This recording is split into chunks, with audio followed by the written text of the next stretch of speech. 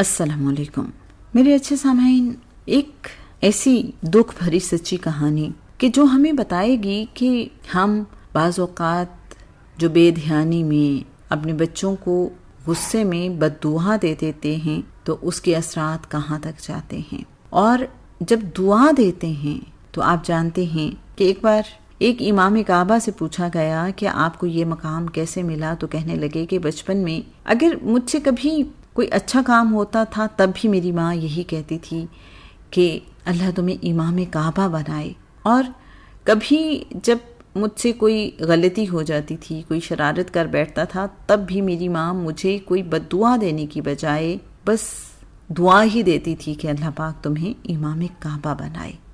والدین کی محبت اولاد کے لیے انمول ہوتی ہے، لیکن لفظوں میں بعض اوقات جو بے احتیاطی ہو جاتی ہے وہ کس طرح سے نہ صرف والدین کے اپنے لیے باعث تکلیف بن جاتی ہے، بلکہ ان کی اولاد کو کس آزمائش میں مبتلا کر سکتی ہے۔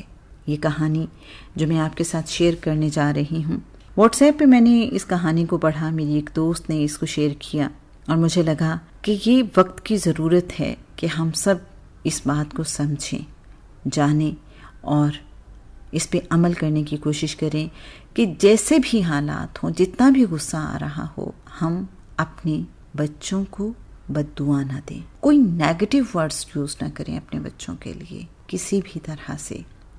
تحریر کا آغاز کچھ یوں ہوتا ہے۔ ایک بہن کہتی ہیں، ایک دن میں اپنے گھر کی صفائی کر رہی تھی، اتنے میں میرا بیٹا آیا اور شیشے سے ایک شاہکار تحفہ گرا دیا اور وہ ٹوٹ گیا۔ میں اسے بہت ناراض تھی کیونکہ یہ بہت مہنگا تھا اور میری ماں نے مجھے دیا تھا اور میں اسے پسند کرتی تھی اور اسے رکھنا چاہتی تھی۔ میں نے غصے سے بیٹے کو بلایا اور کہا، میرا رب ایسی دیوار گرائے جو تمہاری ہڈیاں توڑ دے۔ بہن کہتی ہیں، سال گزر گئے اور میں اس پکار، اس بد دعا کو بھول گئی اور مجھے اس کی پرواہ نہیں تھی، اور نہ ہی مجھے معلوم تھا کہ میری بد دعا آسمان پر چڑھ گئی ہے۔ میرا بیٹا اپنے بھائیوں اور بہنوں کے ساتھ پلا بڑھا اور وہ میرے دل میں میرے بیٹوں میں سب سے زیادہ پیارا تھا۔ میں اس کو ہوا لگنے سے بھی ڈرتی تھی۔ وہ میرے لیے اپنے بھائیوں اور بہنوں سے زیادہ نیک تھا۔ اس نے تعلیم حاصل کی، گریجویشن کیا، ملازمت حاصل کی اور میں اس کے لیے بیوی تلاش کر رہی تھی۔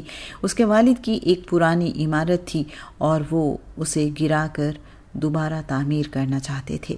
میرا بیٹا اپنے والد کے ساتھ عمارت کی طرف گیا جسے مزدور منہدم کرنے کی تیاری کر رہے تھے، اور اپنے کام کے درمیان میرا بیٹا اپنے والد سے دور چلا گیا اور کارکن نے اسے نوٹس نہیں کیا تو دیوار اس پر گر گئی۔ میرا بیٹا چیخا اور پھر اس کی آواز غائب ہو گئی۔ کارکن رک گئے اور سب پریشان اور خوف زدہ ہو گئے۔ انہوں نے بڑی مشکل سے اس سے دیوار ہٹائی اور ایمبولینس آئی اور اس کا جسم لے جانے کے قابل نہ رہا تھا کیونکہ شیشے کی طرح گر کر ٹوٹ گیا تھا، تو انہوں نے اسے بڑی مشکل سے اٹھایا اور انتہائی نگہداشت میں منتقل کیا۔ جب اس کے والد نے مجھے خبر کی تو میں بے ہوش ہو گئی، اور جب مجھے ہوش آیا تو گویا اللہ تعالیٰ نے میری آنکھوں کے سامنے وہ گھڑی بحال کر دی جس میں نے بچپن میں کئی سال پہلے اس کے لیے بد دعا کی تھی، اور مجھے وہ بد دعا یاد آ گئی اور میں روتی رہی اور روتی رہی یہاں تک کہ میں دوبارہ ہوش کھو بیٹھی۔ جب ہسپتال میں مجھے افاقہ ہوا تو میں نے اپنے بیٹے کو دیکھنے کے لیے کہا، میں نے اسے دیکھا اور کاش میں نے اسے اس حالت میں نہ دیکھا ہوتا۔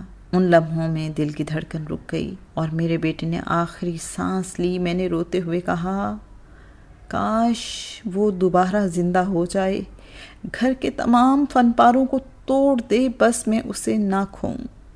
کاش میں گونگی ہو جاتی اور اس کو بد دعا نہ دیتی۔ کاش کاش کاش، لیکن کاش لفظ کا وقت پورا ہو چکا تھا۔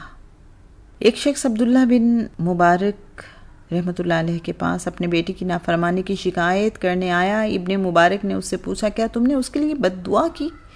اس نے کہا، ہاں۔ عبداللہ بن مبارک نے کہا، جاؤ، تم نے ہی اسے خراب کر دیا ہے۔ ہر ماں اور ہر باپ کے لیے پیغام ہے کہ اپنے بچوں کو غصے میں بد دعا کرنے میں جلدی نہ کریں۔